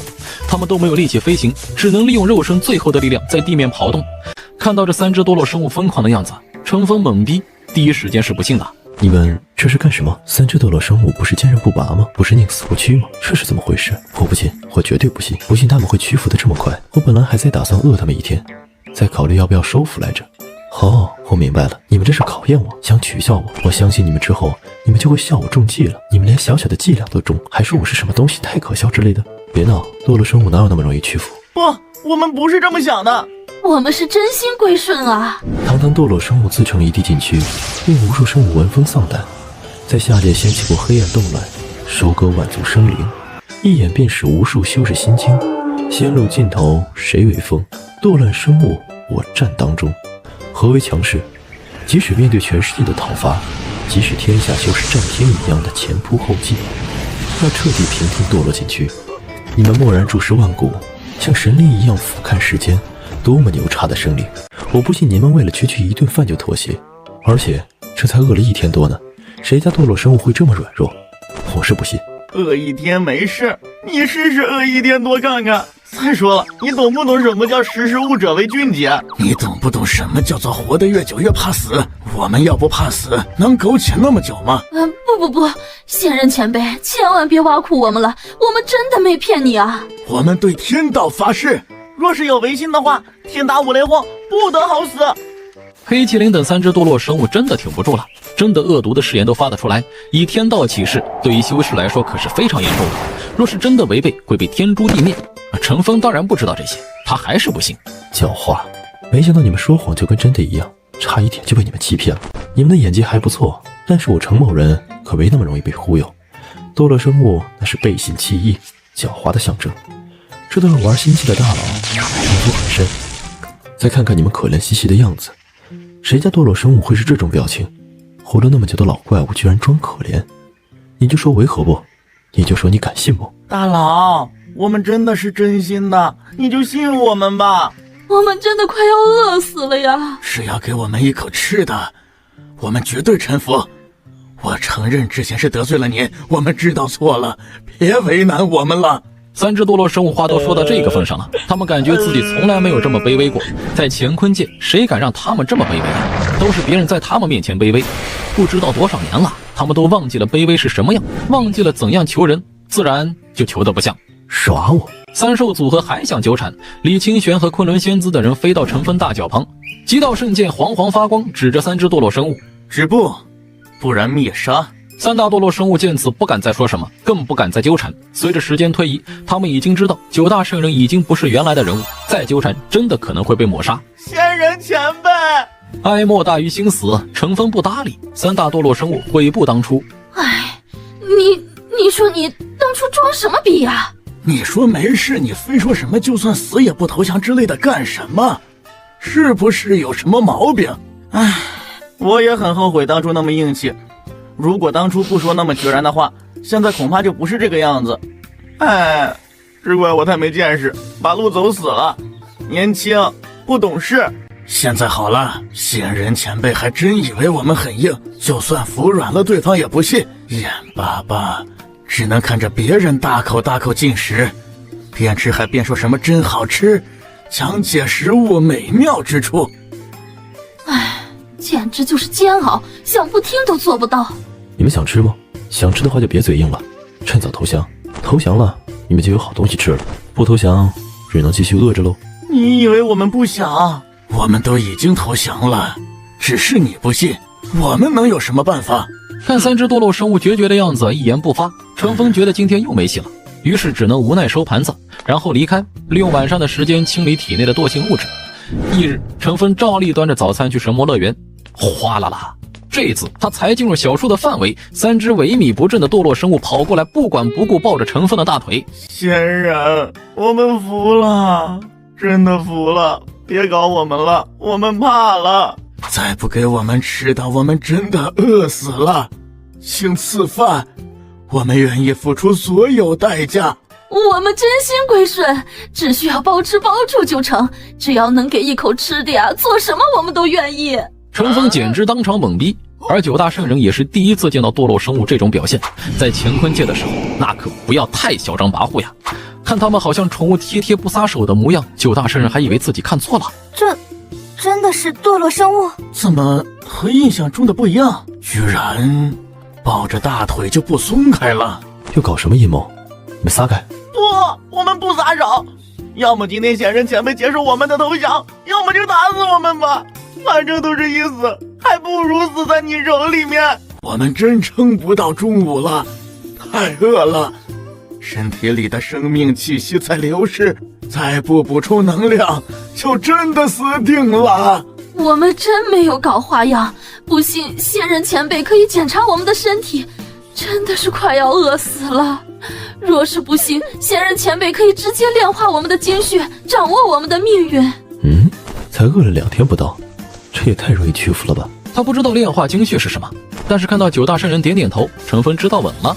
你们前2天桀骜不驯的样子呢，还说什么堕落生物永不为奴？除非包吃包住。那行吧，我相信你们。至于精血掌控就不必了，不用那么麻烦。你们要是耍花样，我随时可以抹杀你们，反正你们也离不开此地。多谢仙长，我们绝对不敢耍花样。终于能混口吃的了啊，太不容易了。三只堕落生物臣服，也算自己人了，可以获得程峰赐予的食物。当然了，因为地位原因，他们没法第一时间上桌吃饭，得等程峰和九大圣人吃完了才能吃。这是敲打，让他们知道臣服了不一定就能和九大圣人平起平坐，想要上桌和大家一起吃饭，需要努力才行。再者，这也是对之前三只堕落生物不礼貌行为的一种惩罚。三只堕落生物眼巴巴看着陈峰他们吃完，心里很着急，嘴巴不断分泌口水，但也只能乖乖在旁边守着，等陈峰他们吃完再吃。也不想这是不是对他们的侮辱，他们现在没空想这些，只想吃饭，期待陈峰他们快点吃完。吃饭过程中，陈峰双目余光也会飘向这边，看到三只堕落生物乖乖等候，他知道这三只堕落生物大概是被驯服了。你们3个可以吃了。谢谢仙人前辈。听到指令，黑麒麟、黑龙、黑凤凰三只堕落生物千恩万谢，连忙跑到食物前大口大口吃着，不顾形象，普通的鸡蛋而已，却让三只堕落生物仿佛吃到世界上最好吃的东西。咬一口，他们眼神都亮了。太好吃了，这就是仙界的食物吗？一个鸡蛋足够他们饱餐一顿。黑麒麟体积庞大，有一个成人拳头那么大，一个鸡蛋摆在他们面前，对于他们来说其实也不算小。三只堕落生物的食量很大，不过他们仨肯定是吃不完一个鸡蛋。鸡蛋里面蕴含的能量，却能让三只堕落生物惊喜连连。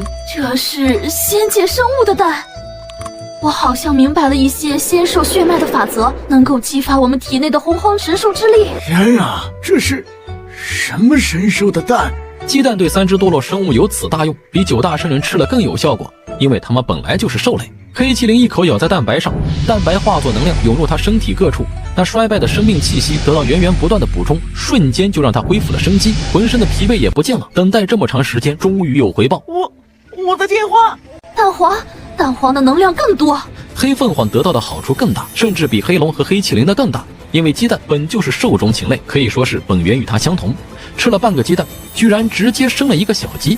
这让大家目瞪口呆。程峰也觉得很神奇，看来本源相同是能提供意想不到的好处。黑龙和黑麒麟没有像凤凰一般的直接提升一个小等级，可是也得到了巨大好处。吃得太饱，撑了，他们仨才恋恋不舍地离开，眼睛时不时地望向还没吃完的鸡蛋，这对于他们来说就是灵丹妙药。知道鸡蛋的好处，三只多洛生物心里那一点委屈彻底烟消云散。本来他们臣服程峰，心里多少还是有点不服，有点忍辱负重的情绪。可是鸡蛋一出手，他们彻底没有那种感觉了。他们得到的巨大好处，若是有这种好处作为交换，别说臣服，就算以身相许都没有问题。多谢仙长厚赐，我们感激不尽。三只多洛生物吃完后，恭敬行礼，是真心归顺。难怪9大圣人愿意跟着你混，早知道你的食物这么牛，我们早就跟着你混了。三大多洛生物认为自己白白浪费了2天时间，真是脑子有病。如果好好利用这2天时间，恐怕现在还能变得更强。既然你们愿意跟着我，那以后就是一家人了。你们自己在小树附近找个地方住着吧，这里其实没那么多规矩，你们该修炼修炼，该怎么生活就怎么生活，我不会干涉。至于吃的，放心，以后绝对管够，但房子嘛，恐怕得你们自己建造了。仙长放心，这个我们早有准备。说罢，黑麒麟掏出一座小山，上面共有9个山峰，最高的山峰大概有1米到1米4五左右。程峰看得目瞪口呆，这不死山在下界高耸入云，庞大到横跨不知道多少万里，没想到到了仙界，面积竟自动缩水了，不过也够我们住了。没想到这就是不死山，传闻不死山会移动，有大道遮盖法则，圣人都难以寻到踪迹，神出鬼没。今天算看到了，这可是当初乾坤界中令人闻风丧胆的禁区啊，他们都没见过，没想到却在仙界能观其全貌。如果修为道友有兴趣，也可以移居不死山，我们都是一家人，不用客气。哈，大可不必。9大圣人耸耸肩，对此没有兴趣。看到他们掏出家底，9大圣人有些后悔没有把自己的洞府也搬上来，不然也会有很好的居住环境。可谁知道仙界会是这么一个情况，那就太可惜了。山不错，其实我更感兴趣的是你们装山的法宝，是空间戒指一样的东西吧？如果有这玩意儿，那我就去买菜，就简单多了。而3只多洛生物听到程峰这话，原本得意的表情瞬间凝固。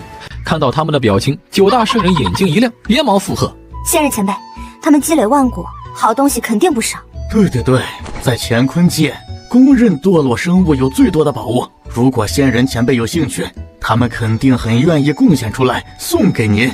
9大圣人幸灾乐祸，3大堕落生物苦涩着脸。他们身上的空间宝石，那可是乾坤界至宝之一。这种级别的空间宝石能装进整个不死山，可以想象多么逆天。看你们好像很为难，其实程峰也不喜欢夺人所好。如果觉得真的舍不得，那就不给喽。我们是不想给，可程峰诚心要，我们不给是不是不妥？说的也对，君子不夺人所爱。程峰拿着餐盘离开，3只堕落生物犹豫不决。程峰已经走远，其实他们内心很忐忑，生怕程峰报复。但是这空间至宝又太过于重要，比圣器还要重要。这玩意儿，他们曾经举整个堕落一族的力量炼制了不知道多少万年才成功呢，算是一种种族象征了。弱智！原本以为堕落生物都是智商超群之辈，没想到却是一群弱智。唉。以前是我高估你们了，就你们这种心智，若不是靠邪魔歪道修炼出比圣人境界更强大的战斗力，你们早就不存在了。毕竟不是人。感受到9道鄙夷的目光投来，3大堕落生物顿时就火了。9个人族的圣人而已，你们凭什么瞧不起我们？若不是你们早飞升一步，你们以为你们能上过我们？不是我们说，若是你们先飞升上来，估计仙人前辈都懒得搭理你们。你们要么被混沌魔物抹杀，要么饿死，要么撞进禁地，生死道消。昆仑仙子就比较直接，一巴掌打出，3只堕落生物被打得踉跄。只可惜先来就是先来，你们再愤愤不平也没用，你们是后来者，那我就教教你们做人的规矩。从今以后我们说话，你们最好乖乖听着，否则镇压。从今以后敢对我们不敬，镇压；敢对我们口出狂言，镇压。昆仑仙子蔑视3大堕落生物，黑麒麟等这9个人族圣者居然这么霸道，土匪一样。